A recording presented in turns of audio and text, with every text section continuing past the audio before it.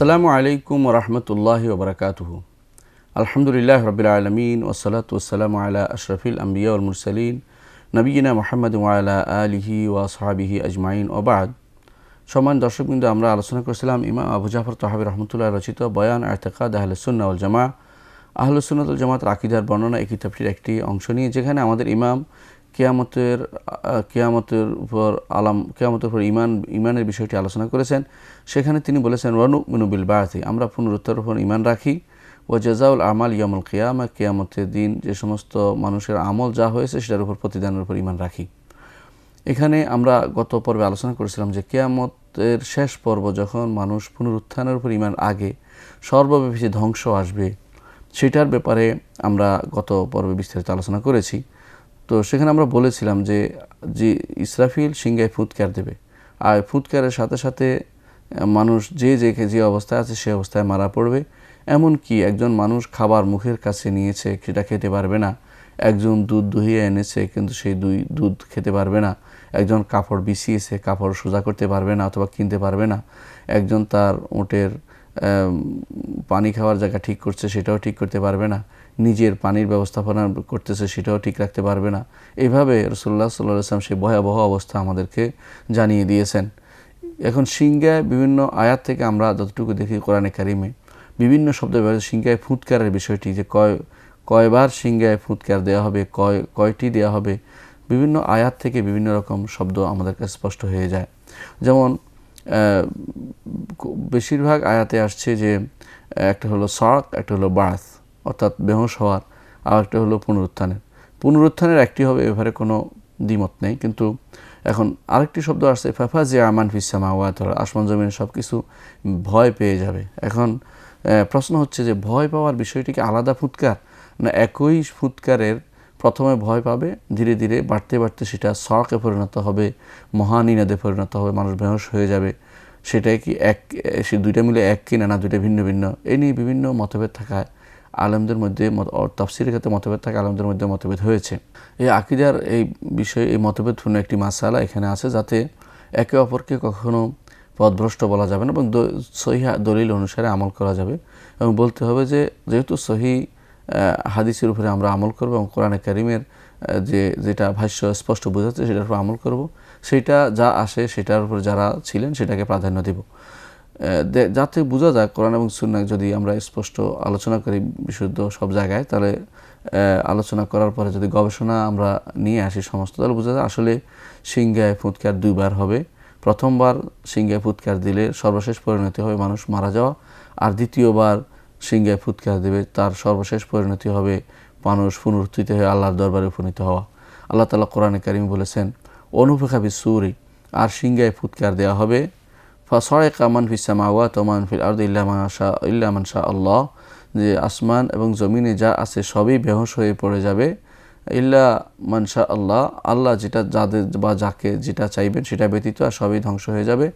সুম্মা নুফিখা ফীহি উখরা, তারপর সেখানে আরেকবার ফুৎকার দেওয়া হবে, ফাইদা হুম কিয়ামুন ইয়ানজুরুন, সেই ফুৎকারের সাথে সাথে মানুষ আল্লাহর দরবারে দৌড়ে গিয়ে উপস্থিত হবে এবং দাঁড়িয়ে তা দেখতে থাকবে যে কী ঘটনা ঘটে গেল। আল্লাহ তাআলা কোরআনে কারিমে প্রথম ফুৎকারকে কখনো বলেছেন রাজেফা, আর দ্বিতীয় ফুৎকারকে বলেছেন রাদেফা। আল্লাহ তাআলা বলেন ইয়াউমা তারজুফুর রাজেফা তাতবাউহার রাদেফা। আল্লাহ তাআলা বলেছেন তারজুফুর রাজেফা, প্রকম্পনকারিণী প্রকম্পন করবে, অর্থাৎ মহাকম্পন অনুভূত হতে থাকবে যেটা। তারপর বলছেন তাতবাউহার রাদেফা, তার পিছনে আসবে যা পিছনে আসার, অর্থাৎ পিছনে আসার হচ্ছে দ্বিতীয় ফুৎকার। তাহলে আল্লাহ তাআলা প্রথম ফুৎকার নাম দিয়েছেন রাজেফা, আর দ্বিতীয় ফুৎকারের নাম দিয়েছেন রাদেফা। দুইটা শব্দ আসার কারণে আমাদের কাছে স্পষ্ট হচ্ছে যে আসলে ফুৎকার দুটিই হবে, এর বেশি নয়। অন্য জায়গাতে আল্লাহ তাআলা বলেছেন, প্রথমটাকে বলেছেন সয়হা চিৎকার, আর দ্বিতীয়টাকে বলেছেন নফখি ফিস সূর। প্রথমটাকে চিৎকার বলেছেন যেহেতু এটা শুরু হবে যে অবস্থায়, আর দ্বিতীয়টাকে তিনি সিংহায় ফুৎকারের কথা বলেছেন যেহেতু এটার পরে নতুন করে আবার তৈরি হবে মানুষ এবং নতুন করে মানুষ উপস্থিত হবে আল্লাহর দরবারে, সেই জন্য সিংহায় ফুৎকার করে বিশেষ করে স্পষ্ট করে উল্লেখ করেছেন। আর প্রথমটা যেহেতু মানুষ মারা পড়বে চিৎকার শব্দ শুনতে শুনতে, এই জন্য সয়হাটাকে উল্লেখ করেছেন। এই দুইটাই আল্লাহ তাআলা উল্লেখ করেছেন, তার অর্থ হচ্ছে দুইটাই সংঘটিত হবে। যেমন আল্লাহ তাআলা বলছেন, মা ইয়ানজুরুনা ইল্লা সাইহাতান ওয়াহিদাতান ওয়া হুম ইয়াখসিমুন, তারা হয়তো অপেক্ষা করছে কেবল একটি চিৎকারের, যে তারা ঝগড়ায় লিপ্ত থাকবে, তখন যা তাদেরকে পেয়ে বসবে, অর্থাৎ একটি চিৎকার তাদেরকে পেয়ে এমন সময় পেয়ে বসবে তারা ঝগড়ার মধ্যে আছে পরস্পর। ফালা ইয়াস্তাতিউনা তাওসিয়াতান, তখন তারা কোনো ওসিয়ত করার ক্ষমতা রাখবে না। ওলা ইলা আহলিহিম ইয়ারজিউন, তারা তাদের পরিবারের কাছেও ফিরতে পারবে না। তারপর এটুকু বলার পর, এটা প্রথম ফুৎকারের কথা বলেছেন আল্লাহ তাআলা, যে প্রথম ফুৎকারের নাম দিয়েছেন সাইহাতান ওয়াহিদা। তারপর আল্লাহ তাআলা বলছেন অনুফিখা ফিস-সূরি, তারপর আবার সিংহায় ফুৎকার দেওয়া হবে। ফাইযা হুম মিনাল আজদাসি ইলা রাব্বিহিম ইয়ানসিলুন, তখন তারা তাদের কবর থেকে তাদের রবের দিকে দ্রুত বেগে ধাবিত হয়ে যাবে। নাসলান অর্থ আসরান ফিল মাশি, দ্রুত কোনো দিকে দেওয়া লক্ষ্যপথে চলে যাওয়ার নাম হচ্ছে নাসল। ইমাম বুখারী রাহমাতুল্লাহ তার তাফসিরে সেই নাসলান হিসেবে উল্লেখ করেছেন, আসরাত ফিল মাশি হিসেবে তিনি ব্যাখ্যা করেছেন। তাহলে বোঝা গেল যে দুটি কোরআন থেকে আমরা পাই যে দুটি ফুৎকারের কথাই আমরা পাই। অনুরূপভাবে বিশুদ্ধ হাদিসে দুটি ফুৎকারের কথা বলা হয়েছে। বুখারীতে এসেছে, সহিহ বুখারীতে এবং মুসলিমে এসেছে, আবু হুরায়রা রাদিয়াল্লাহু আনহু বর্ণিত, তিনি বলেন নবী সাল্লাল্লাহু আলাইহি ওয়াসাল্লাম বলেছেন, মা বাইনা নাফখাতাইনি আরবাউন, দুই নাফখার মাঝখানে 40। দুই নাফখা বলার কারণে বোঝা যাচ্ছে দুইটি ফুৎকারে দেওয়া হবে। নাফখার তো ফুৎকার দেয়া, ফু দেয়া, সে মহা নিনাদ যে ফু হবে, সেই দুই ফুঁয়ের মাঝখানে 40, এটা আবু হুরায়রা রাদিয়াল্লাহু আনহু বলেছেন। তখন তার সাথীরা বললেন, ইয়া আবু হুরায়রা আরবাউনা ইয়াওমান, আবু হুরায়রা আপনি বলুন 40 দিন বলুন। তিনি বললেন আবাইতু, আমি অস্বীকার করলাম, অর্থাৎ 40 দিন বলবো না। ক্বালা আরবাউনা শাহরান, তখন তারা বলল যে আবার যে ক্বালু আরবাউনা শাহরান, তাহলে কি 40 মাস? তিনি বললেন যে আবাইতু, আমি তা অস্বীকার করলাম। তারপর তারা আবার বললেন যে আরবাউনা সানান, 40 বছর। তিনি বললেন আবাইতু, আমি সেটা অস্বীকার করলাম। মূলত কেন তিনি সেটা অস্বীকার করেছেন সেটা আমাদের জানার বিষয়। এক নম্বর হচ্ছে, তিনি রাসূলুল্লাহ সাল্লাল্লাহু আলাইহি ওয়াসাল্লাম থেকে এর চেয়ে অতিরিক্ত শুনেননি। রাসূল বলেছেন মা বাইনা নাফখাতাইনি আরবাউন, দুই নাফখার মাঝখানে 40 হবে। রাসূল একটুকু বলেছেন, 40 বছর, দিন, মাস কোনোটাই তিনি বলেন নাই। সেই জন্য আমরা এইভাবে নির্ধারণ করতে পারি না। এই জন্য আবু হুরায়রা রাদিয়াল্লাহু আনহু অস্বীকার করেছেন, কারণ গায়বী ব্যাপার। রাসূল যতটুকু সংবাদ দিয়েছেন তার বাইরে অতিরিক্ত কোনো কিছু বানিয়ে বলা যাবে না। এক। দ্বিতীয়ত, একটি গুরুত্বপূর্ণ জিনিস আসলে এখানে উল্লেখ করার মতো, সেটা হচ্ছে, দেখুন সময় কিন্তু এখন নির্ধারিত হয় সূর্যের কারণে, এবং কোথাও কোথাও সূর্য যদি তার কক্ষপথ চলতে দেরি হয় সেখানে সময়ও কম থাকে। আপনারা জানেন বিভিন্ন গ্রহ উপগ্রহের সময়ের বিবর্তন একরকম নয়। তখন যেহেতু পৃথিবীর এই অবস্থা ধ্বংস হয়ে যাবে, সূর্য থাকবে না, চাঁদ থাকবে না, গ্রহ নক্ষত্র সবই ধ্বংস হয়ে যাবে, তখন এই হিসাব কোনটার ভিতর হবে নির্ভর করবে। সেই জন্য রাসূলুল্লাহ সাল্লাল্লাহু আলাইহি ওয়াসাল্লাম সেটা নির্ধারণ করেননি। তিনি বলেছেন আরবাউন, 40 পর্যন্ত বলে তিনি থেমেছেন। আমাদেরও তার মধ্যে থেমে থাকা উচিত। আমরা বলবো দুই নাফখার মাঝখানে, দুই ফুৎকারের মাঝখানে 40 থাকবে, এবং এটা দ্বারা আমরা বুঝতে পারলাম যে ফুৎকার দুইবার হবে। অনুরূপভাবে আরেকটি হাদিসে সহিহ মুসলিমে আছে, আব্দুল্লাহ ইবনে আমর ইবনে আস রাদিয়াল্লাহু আনহু বর্ণিত, তিনি বলেন আমি রাসূলুল্লাহ সাল্লাল্লাহু আলাইহি ওয়াসাল্লামকে বলতে শুনেছি, তিনি বলেছেন সুম্মা ইউনফাখু ফিস-সূর, অর্থাৎ যখন কিয়ামতের আলামতগুলি আলোচনার পরে তিনি বলেছেন সুম্মা ইউনফাখু ফিস-সূর, তারপর সিংহায় ফুৎকার দেওয়া হবে। ফালা ইয়াসমাউ আহাদুন ইল্লা আসগা লিতান, যখনই সেটা কেউ শুনবে তখনই তার ঘাড় কাত করবে, ওরাফা লিতান, অথবা ঘাড় উঠাবে। আউয়ালু মান ইয়াসমাউহু রাজুলুন ইয়ারুতু হাউদা ইবিলি, প্রথম শুনবে ওই ব্যক্তি যে ব্যক্তি তার উটের হাউজ ঠিক করছিলেন। ক্বালা ফায়াসআকু, সে বেহুশ হবে। ওয়াসাকুন নাস, আর মানুষও বেহুশ হবে, অর্থাৎ সবাই ধ্বংস হয়ে যাবে, মারা পড়বে সবাই। সুম্মা ইউরসিলুল্লাহ, তারপর আল্লাহ তাআলা পাঠাবেন। আও ক্বালা ইয়ানজিলুল্লাহু মাতারান, আল্লাহ তাআলা আকাশ থেকে বৃষ্টি পাঠাবেন। কাআন্নাহু তাল আও জিল, মনে হয় যেন তা হালকা বৃষ্টি। আউ জিল, অথবা ছায়ার মতো পাঠাবেন। হ্যাঁ, এই তারপর কি হবে সেটা বলেছেন, ফাতামবুতু মিনহু আজসাদুন নাস, এই বৃষ্টির কারণে, জমিনে পড়ার কারণে মানুষের শরীর উৎপন্ন হতে থাকবে। সুম্মা ইউনফাখু ফি উখরা ফাইযা হুম কিয়ামুন ইয়ানজুরুন, তারপর সিংহায় ফুৎকার দেওয়া হবে। ফুৎকারের সাথে সাথে তখন উখরা বলেছে এখানে হাদিসে, দ্বিতীয়বার, অর্থাৎ দ্বিতীয়বার ফুৎকার দেওয়া হবে।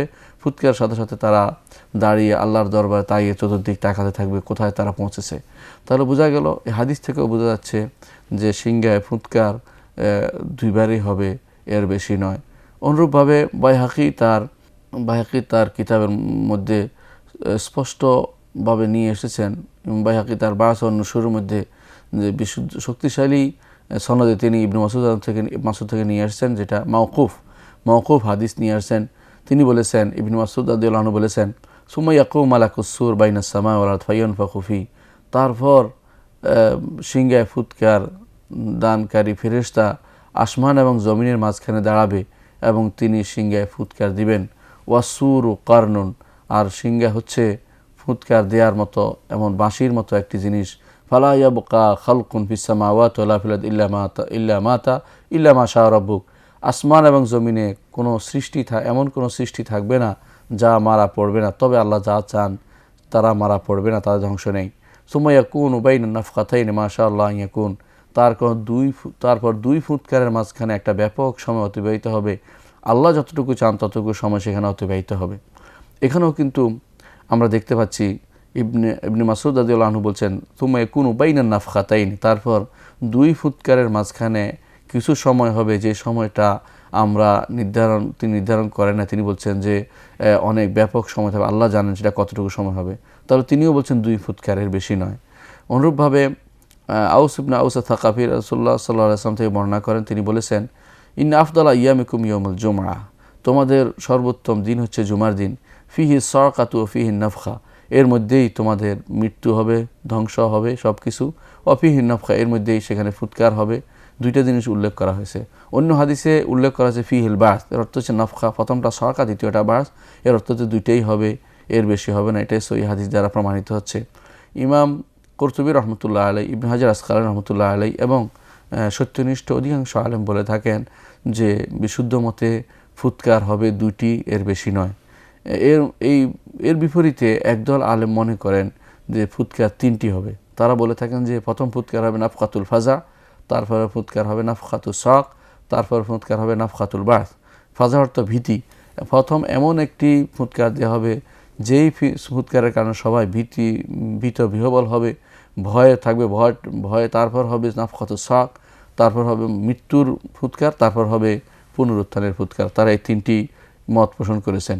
এই মতের পক্ষে যারা গেছেন তার মধ্যে বিখ্যাত আলেমদের মধ্যে রয়েছেন ইমাম ইবনুল আরাবি, ইমাম শাইখুল ইসলাম ইবনে তাইমিয়া, ইমাম ইবনে কাসির রাহমাহুল্লাহ এবং ইমাম সাফারিনি রয়েছেন। তাদের মত হচ্ছে এটা, আল্লাহ তাআলা কোরআনে কারীম বলেছেন, ওয়াইয়াউমা ইউনফাখু ফিস-সূরি ফাফাজি'a মান ফিস সামাওয়াতি ওয়া মান ফিল আরদি ইল্লা মান শা আল্লাহ। কোরআনে কারীম আল্লাহ তাআলা বলেছেন, যেদিন সিংহায় ফুৎকার দেওয়া হবে সেদিন ফাজি'a মান ফিস সামাওয়াতি ওয়া মান ফিল আরদ, আসমান এবং জমিনে যা আছে সবাই ভয় পেয়ে যাবে, আল্লাহ যাদেরকে ভয় পাওয়ানোর ইচ্ছা নেই তারা ব্যতীত। সূরা নামলের মধ্যে আল্লাহ সেটা উল্লেখ করেছেন। অর্থাৎ তারা যাদেরকে ভয় পাওয়ানোর উদ্দেশ্য নয় তারা ব্যতীত অন্যরা প্রথমে সিংহে ফুৎকার দিলে ভয় পেয়ে যাবে। এ দ্বারা তারা মনে করছেন যে একটা হচ্ছে নাফখাতুল ফাজা, ভয় পাওয়ানোর জন্য ফুৎকার, দ্বিতীয়টা হচ্ছে সব কিছু ধ্বংস করার জন্য ফুৎকার, আর তৃতীয়টা হচ্ছে সব কিছু পুনরুত্থান করার জন্য আবার উপরে আল্লাহর কাছে নিতে হওয়ার জন্য ফুৎকার। এই ফুৎকার তিনটির ব্যাপারে তারা এই কোরআনে এই আয়াত দিয়ে দলিল দিয়েছেন একটি, আর অন্যান্য আয়াত তো আছে যেখানে সড়কের কথা আসছে এবং বাসের কথা আসছে। তারা তিনটি মিলিয়ে, তারা এই তিনটি শব্দকে মিলিয়ে একটা ফাজা, একটা সড়ক, একটা বাস, তিনটাকে তারা তিনটা মনে করেছেন। তাদের পক্ষে তারা একটি বড় একটি হাদিস রয়েছে, ইমাম তবরানী হাদিসটি বর্ণনা করেছেন। এটা সেখানে উল্লেখ আছে যে সুম্মা ইউনফাখু ফিস-সূরি সালাসা নাফখাত, তারপর সিংহায় তিনটি ফুৎকার দেওয়া হবে, নাফখাতুল ফাজা, নাফখাতুল শক, নাফখাতুল কিয়াম রাব্বিল আলামিন। প্রথমটি হচ্ছে ভয় দেখানোর, ভয় পাইয়ে দেওয়ার নফখা ফুৎকার, দ্বিতীয়টি হচ্ছে মৃত্যুর ফুৎকার যাতে সবাই মারা পড়বে, আর তৃতীয়টি হচ্ছে আল্লাহ রাব্বুল ইজ্জতের সামনে দাঁড়ানোর ফুৎকার। এই তিনটি জিনিস সেখানে উল্লেখ করা হয়েছে এই হাদিসের মধ্যে। এখানে আমরা দেখতে পাচ্ছি মূলত তারা যে আয়াত দিয়ে দলিল দিয়েছেন, এই আয়াতটি তাদের যে দাবি করছেন তারা সুস্পষ্ট নয়, স্পষ্টভাবে সেটা প্রমাণ করছে না। কারণ অন্য আয়াতে আল্লাহ তাআলা এই ইউনফাখু ফিস-সূরের জায়গাতে সেখানে আল্লাহ তাআলা এই ফাফাজি'a ফাসা'iকা মান ফিস সামাওয়াত বলেছেন। তো নাফখাতুল ফাজা এবং সাক একই জিনিস, সেটাই বোঝা যাচ্ছে, কারণ দুই জায়গাতে একই শব্দ পরপর আসছে। আর যে এটার পরিণতি একটাই আসছে যে আসমান জমিনে যারা আছে সবাই ভীত হবে, অর্থাৎ সবাই মারা পড়বে। একই অর্থ, কাজ পরিণতি একটাই, ভয় পেতে পেতে তারা মরে যাবে। এটুকু অর্থ হতে পারে, অথবা সেটার শুরু হবে ভয় থেকে, শেষ হবে সওয়াক দিয়ে, মৃত্যু দিয়ে, এটা বলা উদ্দেশ্য। এটাই আমাদের কাছে সুস্পষ্ট হয়েছে। আর দ্বিতীয় ফুৎকারের সময় সব আল্লাহর সামনে নিতে হবে। ইবনে হাজার রহমতুল্লাহ এই জন্য বলেছেন যে এখানে কোনো মতভেদ নাই।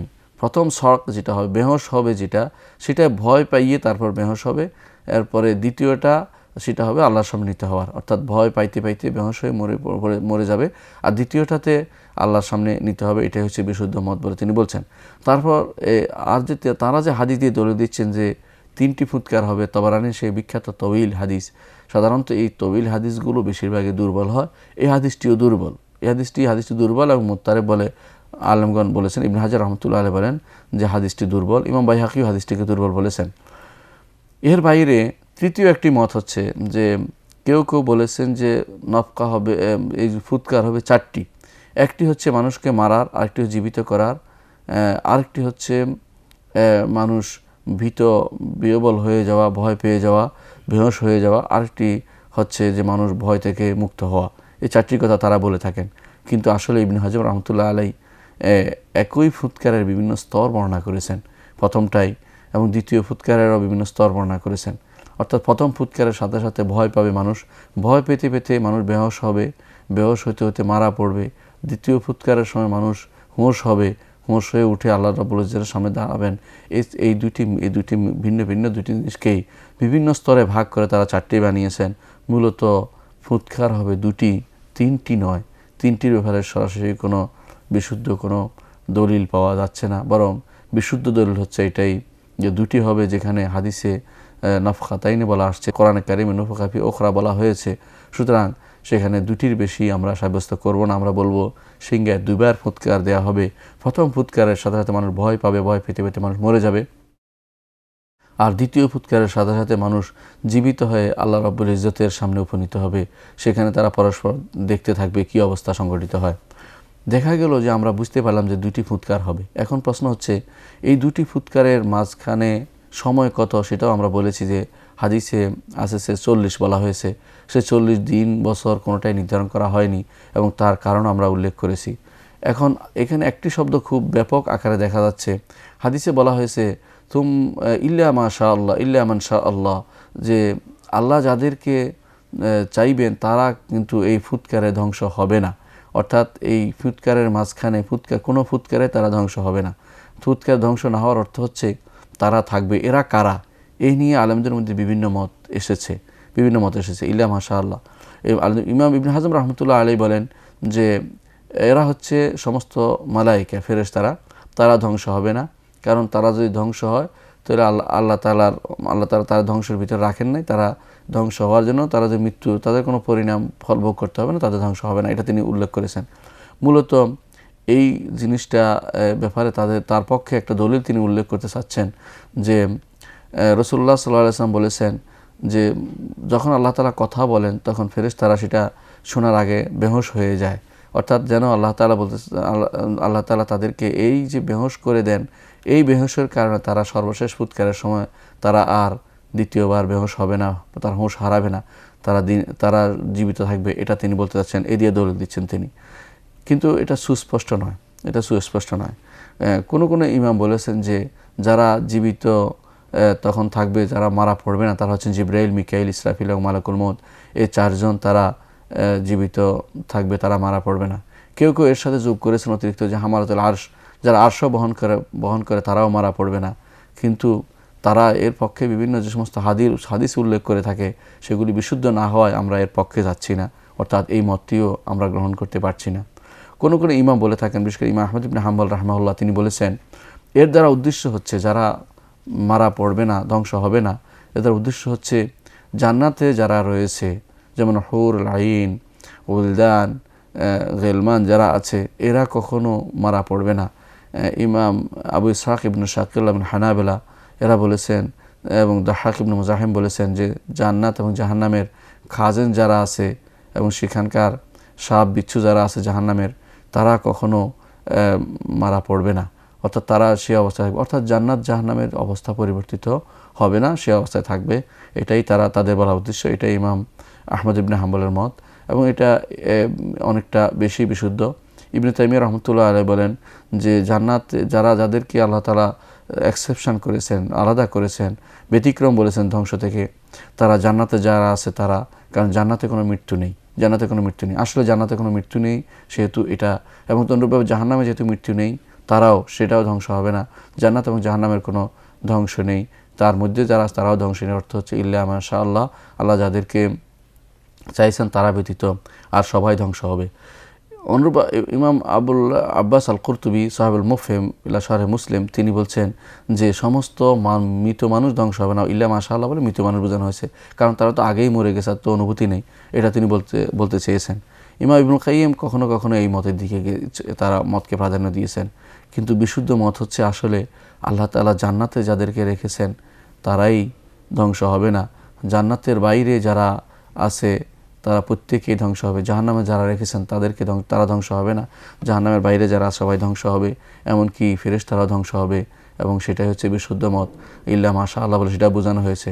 সম্মানিত দর্শকবৃন্দ, আমরা ইনশাআল্লাহ পরবর্তী পর্যায়ে জান্নাতের পরবর্তী পর্যায়ে আখিরাতের দ্বিতীয় স্তর, কিয়ামতের দ্বিতীয় স্তর, অর্থাৎ যেখানে আল্লাহ তাআলা হিসাব নিকাশ নেবেন এবং যেখানে আল্লাহ সামনে উপস্থিত হতে হবে, সেই বিষয়টি নিয়ে বিস্তারিত আলোচনা করব। ততক্ষণ আল্লাহ তাআলা আপনাদেরকে সুস্থ রাখুন। ওয়া আখিরু দাওয়ানা আলহামদুলিল্লাহি রাব্বিল আলামিন। আসসালামু আলাইকুম ওয়া রাহমাতুল্লাহি ওয়া বারাকাতুহু।